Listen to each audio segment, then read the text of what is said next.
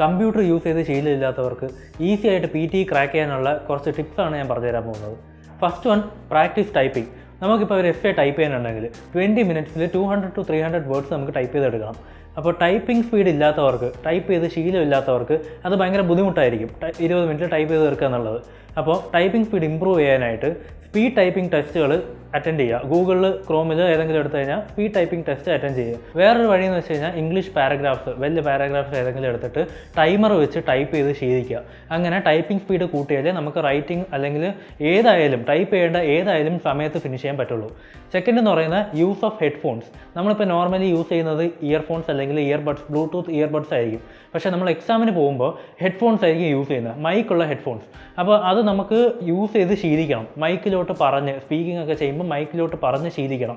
എന്നാലേ നമുക്ക് എക്സാമിന് പോകുമ്പോൾ ഈസി ആയിരിക്കുള്ളൂ. Third one, familiarise yourself with the questions. നമുക്ക് ഏതൊക്കെ ടൈപ്പ് ക്വസ്റ്റ്യൻസ് ആണ് വരുന്നത്, ഏതൊക്കെയാണ് നമുക്ക് ഇമ്പോർട്ടൻ്റ് ആയിട്ട് കവർ ചെയ്യാനുള്ള ഏരിയസ്, എവിടെയൊക്കെ നമ്മൾ കൂടുതൽ ഫോക്കസ് ചെയ്താൽ നമുക്ക് കൂടുതൽ മാർക്സ് സ്കോർ ചെയ്യാം, ഇതൊക്കെ നമ്മൾ ബിഫോർ ഹാൻഡ് മനസ്സിലാക്കിയിരിക്കണം. എക്സാമിന് പോകുന്നതിന് മുമ്പേ മനസ്സിലാക്കിയിരിക്കണം. ഇതിനായിട്ട് യൂട്യൂബ് അല്ലെങ്കിൽ കോസറ ഇതുപോലത്തെ ഓൺലൈൻ പ്ലാറ്റ്ഫോംസ് യൂസ് ചെയ്യാവുന്നതാണ്. ഇതൊക്കെയാണ് കുറച്ച് ഈസി ടിപ്സ് എന്ന് പറയാനുള്ളത്. കൂടുതൽ ടിപ്സ് മനസ്സിലാക്കാനായിട്ടും ഈസി ആയിട്ട് ഫസ്റ്റ് അറ്റംപ്റ്റിൽ തന്നെ PT എക്സാം ക്ലിയർ ചെയ്യാനായിട്ടും കോസ്മോ സെൻറ്ററിൽ ജോയിൻ ചെയ്യുക. താങ്ക്